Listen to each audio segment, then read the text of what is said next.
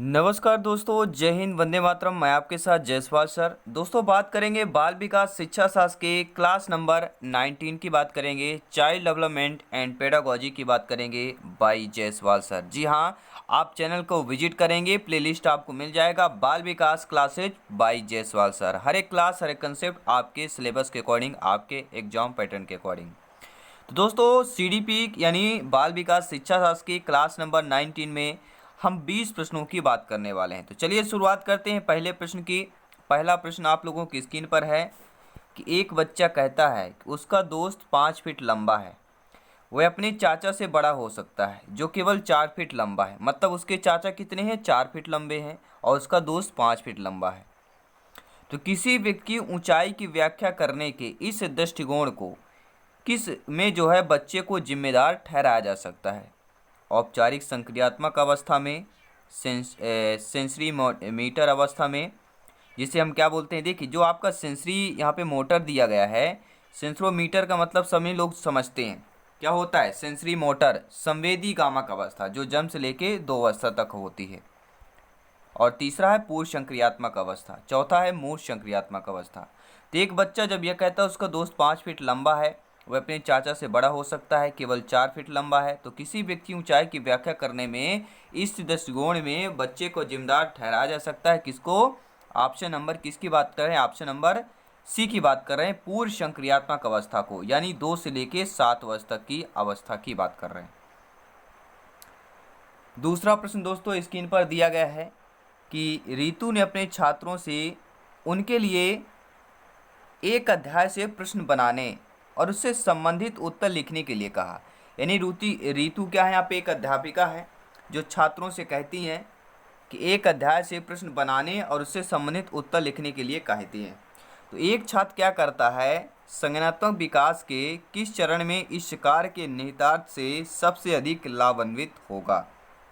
संवेदी मोटर अवस्था में, मूर्त संक्रियात्मक अवस्था में, औपचारिक संक्रियात्मक अवस्था में, पूर्व संक्रियात्मक अवस्था में। यानी ऋतु जो अध्यापिका, इनका मानना यह है कि जब किसी अध्याय से प्रश्न बनाकर उससे उत्तर लिखने के लिए छात्र को कहते हैं, तो ये जो छात्र रहेंगे किस अवस्था में यह जो है ऐसा प्रश्न करना, ऐसा निहितार्थ जो है सबसे अधिक प्रॉफिट में होगा या फायदे में होगा।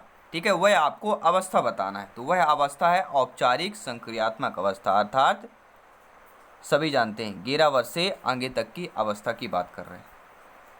तीसरा प्रश्न साथियों, संरक्षण का कौन सा सिद्धांत किसी मौजूदा पदार्थ की मात्रा पर केंद्रित है? वजन, क्षेत्रफल, द्रव्यमान, या हम लंबाई की बात कर रहे हैं? सभी यहाँ पे कमेंट करेंगे। तो संरक्षण का दोस्तों ऐसा सिद्धांत जो किसी मौजूदा पदार्थ की मात्रा पर केंद्रित करे, वह हमारा क्या कहलाता है? वह कहलाता है, सभी कमेंट करेंगे, हम द्रव्यमान की बात कर रहे हैं। जी हाँ, ऑप्शन नंबर सी की बात कर रहे हैं। बच्चे कौन सी, अगला प्रश्न आप लोगों की स्क्रीन पर है कि बच्चे कौन सी संज्ञानात्मक क्षमता दर्शा रहे हैं जब वे वस्तुओं को मानव गुणों से संबंधित करते हैं?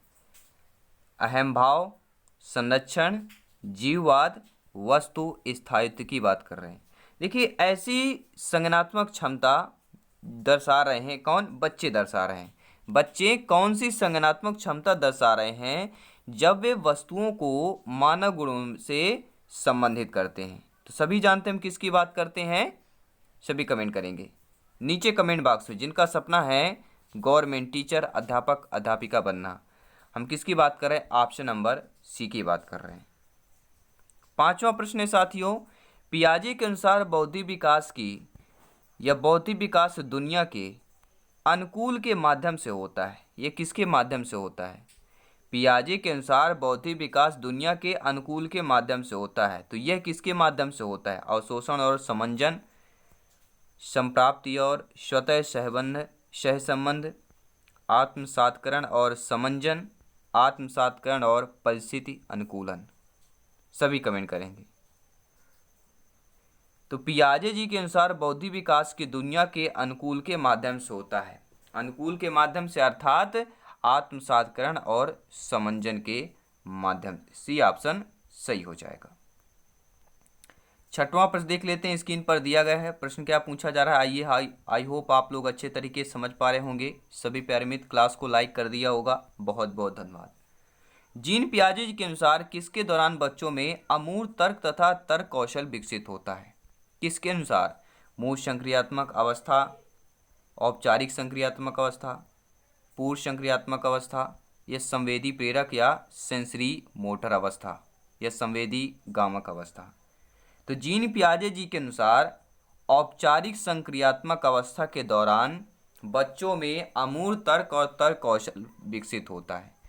देखिए यहाँ पे अमूर्त तर्क दे दिया गया। अमूर्त तर्क मतलब क्या होता है? औपचारिक संक्रियात्मक अवस्था। अगला प्रश्न दिया गया है, किस चरण में बच्चों में संरक्षण का सिद्धांत विकसित होता है? देखिए यहाँ पे चरण पूछा गया है, ठीक है। तो किस चरण में जो है बच्चों में संरक्षण का सिद्धांत, तो अब आप आई होप आप लोग समझते हैं, आप लोग ज्ञानी सर्व व्याख्याता लोग हैं, भावी अध्यापक अध्यापिकाएं लोग हैं। तो बच्चों में संरक्षण का सिद्धांत जो है किस चरण में होता है? 4 चरण दिए गए हैं जीन पियाजे जी के अनुसार। तो जब भी संरक्षण की बात की जाए, ये आपको ध्यान देना, जब भी संरक्षण की बात की जाए तो मूल संक्रियात्मक अवस्था होता है, ठीक है। तीसरा जो चरण है आपका मूल संक्रियात्मक अवस्था, जो 7 से लेकर 11 वर्ष तक का होता है, ये कहलाता है तीसरा चरण। ये कहलाता है बच्चों में संरक्षण का सिद्धांत विकसित हो जाता है। 8वां प्रश्न दिया गया है, पियाजे जी के अनुसार जब एक शिशु लगभग 18 से 24 महीने की उम्र तक पहुंचता है तो विकसित होने लगता है। तो विकसित होने लगते हैं जिसे उन्होंने क्या कहा है? यानी जीन पियाजे जी ने यह कहा है कि जब कोई शिशु लगभग 18 से 24 महीने की उम्र तक पहुंचता है तो विकसित होने लगता है। तो क्या विकसित होने लगता है, वह उन्होंने क्या कहा? ईगो सिस्टम सिंड्रिज्म की बात कर रहे हैं, व्यक्तिगत कल्पित वस्तु स्थायित्व की बात कर रहे हैं, या आगमनात्मक? पियाजे जी के अनुसार जब एक शिशु लगभग 18 से 24 महीने की उम्र तक पहुंचता है तो विकसित होने लगते हैं, उन्हें क्या कहा जाता है? वह कहलाता है वस्तु स्थायित्व। 9वां प्रश्न दोस्तों स्क्रीन पर दिया गया है कि जीन पियाजे जी के अनुसार संज्ञानात्मक विकास अवस्था पर शुरू हो जाता है। तो संज्ञानात्मक विकास जो है अकॉर्डिंग टू जीन पियाजे कब शुरू हो जाता है? मूल संक्रियात्मक पर, पूर्व संक्रियात्मक पर, औपचारिक पर, या संवेदी पेशी या सेंसरी मोटर अवस्था पर? देखिए जब भी संज्ञानात्मक विकास की अगर बात करते हैं तो बच्चे का संज्ञानात्मक विकास जो पहली अवस्था होती है वहीं से शुरुआत हो जाता है। तो संवेदी पेशी या सेंसरी मोटर की बात कर रहे हैं।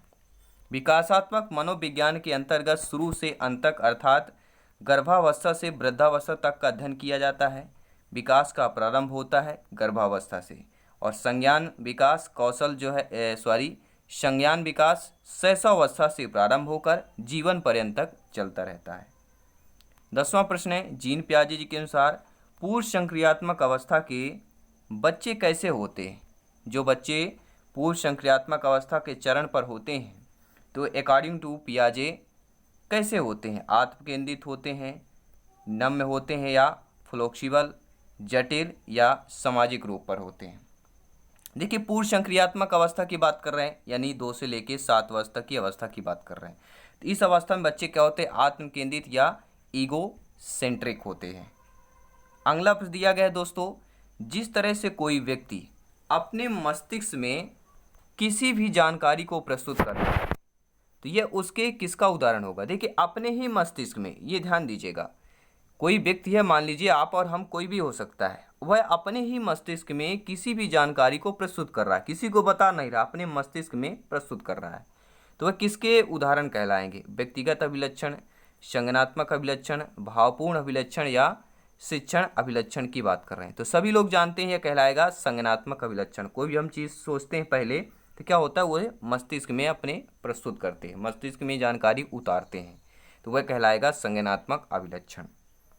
अगला प्रश्न दिया गया है कि नीलू के पिता के बाल सफ़ेद और लंबे हैं, इसलिए वह सोचती है कि सभी के पिता के बाल सफ़ेद और लंबे होंगे।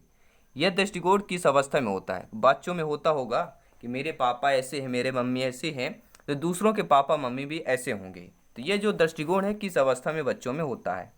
औपचारिक संक्रियात्मक अवस्था में, मूल संक्रियात्मक अवस्था में, सेंसरी मोटर अवस्था में, या पूर्व संक्रियात्मक अवस्था में?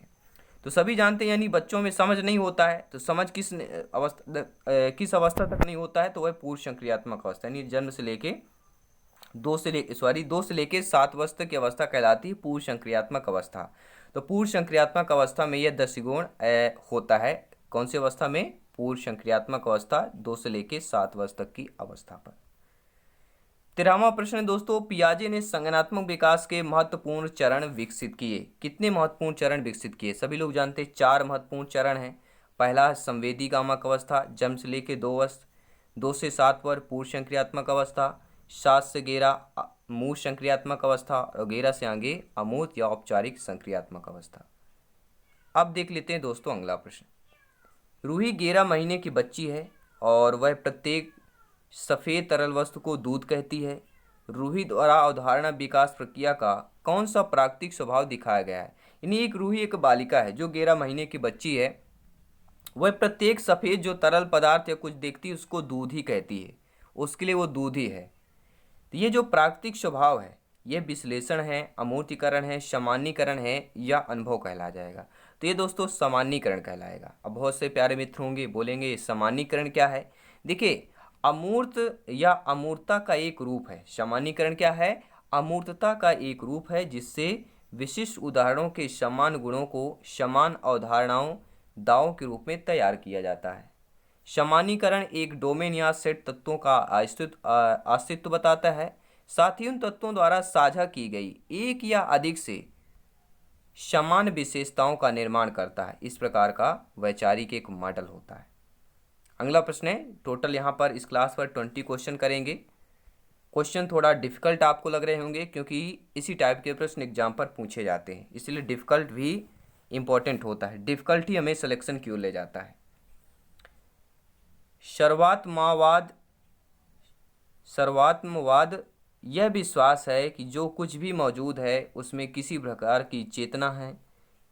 निम्नलिखित में से क्या विकास से पूर्व परिचालन स्तर पर बच्चों में सर्वात्मवाद के विचार का वर्णन नहीं करता है? देखिए, कौन नहीं करता? नेगेटिव यहाँ पे पूछा गया। तो सभी जानते हैं कि फैंसी ड्रेस प्रतियोगिता के लिए एक बच्चा फायरमैन के रूप में तैयार होता है। देखिए, फैंसी ड्रेस प्रतियोगिता है तो उसको फायरमैन के तैयार कैसे होगा? तो ये आपका नेगेटिव होगा। बाकी जो सारे सही दिए गए हैं कि एक ऊंचे पर्वत को पुराना माना जाएगा, एक कार्य जिसे शुरू नहीं किया जाएगा उसे थका या बीमार बताया जाएगा, या कि एक बच्चा जो एक कुर्सी से टकराते हुए अपने पैर को चोट पहुंचाता है खुशी से शरारती कुर्सी को ढकेल देगा। ये सारी चीज़ें हैं, लेकिन आपका जो बी ऑप्शन दिया गया है अकॉर्डिंग टू क्वेश्चंस यह वर्णन नहीं करेगा सर्वात्मवाद की बात अगर करें तो। अगला प्रश्न है, वह शब्द क्या है जिसका उपयोग पियाजे ने शरीर के उन हिस्सों के साथ की गई नकल का वर्णन करने के लिए किया है जिन्हें कोई देख नहीं सकता? अदृश्य नकल, स्थानिक नकल, दर्शनीय नकल, मॉडल नकल। तो ऐसा शब्द दोस्तों जिसका उपयोग पियाजे ने शरीर के उन हिस्सों के साथ किया या नकल का वर्णन करने के लिए किया है जिन्हें कोई देख नहीं सकता है, तो वह कौन सा नकल कहलाएगा? तो वह नकल दोस्तों हमारा कहला जाएगा अदृश्य नकल। मतलब जिसे कोई न देख पाए, मतलब वो अदृश्य होगा, दिखाई नहीं देगा। तो पहला ऑप्शन सही हो जाएगा। अब देख लेते हैं अगला प्रश्न कि संज्ञानात्मक विकास के सेंसरी मीटर या संवेदी गामक अवस्था चरण में कितने उपचरण होते हैं? देखिए, उपचरण को ध्यान दीजिएगा। तो संज्ञानात्मक विकास का जो जन्म से लेके 2 वर्ष तक का पहली अवस्था है या पहला चरण है संवेदी गामक अवस्था या सेंसरी मोटर जो होता है, इसके कितने उपचरण हैं? 7, 5, 6, 8। तो जिनका यहाँ पे जवाब 6 है तो बिल्कुल सही है, 6 उपकरण है। जी हाँ, पहला है आपका सहज क्रियाओं की अवस्था। जन्म से लेके 30 दिन तक कौन सा अवस्था कहलाती है? सहज क्रियाओं की अवस्था कहलाती है। और 1 माह से 4 माह तक प्रमुख वृत्तीय अनुक्रियाओं की अवस्था, और गौण वृत्तीय अनुक्रियाओं की अवस्था 4 से लेके 8 माह तक की होती है।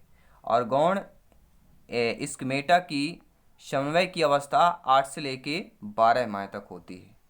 और तृतीय वृत्तीय अनुक्रियाओं की अवस्था 12 से लेके 18 माह होती है। और छठवीं है मानसिक सहयोग द्वारा नए साधनों की खोज की अवस्था 18 से 24 माह होती है, यानी 1.5 से लेके 2 साल तक की अवस्था कहलाती है। अगला प्रश्न है, किस श्रेणी के किसके अनुसार जो है या किसके दृष्टिकोण के अनुसार एक स्कीमा में ज्ञान की एक श्रेणी और उस ज्ञान को प्राप्त करने की प्रक्रिया दोनों शामिल है? तो सभी जानते जीन पियाजे अकॉर्डिंग टू पियाजे एक स्कीमा में ज्ञान की एक श्रेणी और उस ज्ञान को प्राप्त करने की प्रक्रिया दोनों शामिल है अकॉर्डिंग टू फर्स्ट ऑप्शंस। अगला प्रश्न है, जिंदगी की शुरुआत में बच्चा किसके द्वारा निर्देशित होता है? परिपक्वता के द्वारा, सहज ज्ञान के द्वारा, अधिगम के द्वारा, या इनमें से किसी के द्वारा नहीं। तो जिंदगी की शुरुआत जब बच्चा लाइफ का स्टार्ट करता है, अपना जीना शुरुआत करता है, जिंदगी की शुरुआत के टाइम किसके द्वारा निर्देशित होता है? तो वह कहलाता है सहज ज्ञान। बी ऑप्शन सही हो जाएगा। 20 नंबर प्रश्न है, प्रतिबिंब, अवधारणा, प्रतीक, संकेत, भाषा, शारीरिक क्रिया, मानसिक क्रिया अंतर्निहित है। किसमें अंतर्निहित है? अनुकूलन पर, प्रेरक पेशी विकास पर, समस्या समाधान पर, या विचारात्मक प्रक्रिया पर यह अंतर्निहित है। तो दोस्तों किस पर अंतर्निहित कहलाएगा? प्रतिबिंब, अवधारणा, प्रतीक, संकेत, भाषा, शारीरिक क्रिया, मानसिक क्रिया, ये सारी जो है प्रेरक पेशी विकास के अंतर्निहित कहलाएंगी। According to questions right option number B option हो जाएगा। तो दोस्तों ये रहे 20 महत्वपूर्ण प्रश्न, और आपको पता है सारी क्लासेज आपको प्लेलिस्ट में मिल जाएगी। चैनल को ज्वाइन करें, ज्वाइन यानी कि सब्सक्राइब कर लेना है। सब्सक्राइब करने के बाद प्लेलिस्ट जब आप चेक करेंगे तो प्लेलिस्ट मिल जाएगा बाल विकास क्लासेज बाय जायसवाल सर। सारी क्लासेज आपके एनसीईआरटी के पैटर्न पर, आपके सिलेबस के अकॉर्डिंग है। तो कंसेप्ट वाइज क्लासेज आपकी चल रही हैं, और आने वाली क्लासेज स्टेप बेस्ट होने वाली है। बाकी क्लासेज भी चल रही हैं, तो जाइए प्लेलिस्ट चेक कीजिए, हर एक क्लास का आपको ज्वाइन कीजिए और अपने प्रिपरेशन को बेहतर कीजिए और सिलेक्शन का रास्ता आसान कीजिए। मैं आपके साथ जायसवाल सर, जल्दी मिलेंगे नेक्स्ट क्लास पर। धन्यवाद सभी का।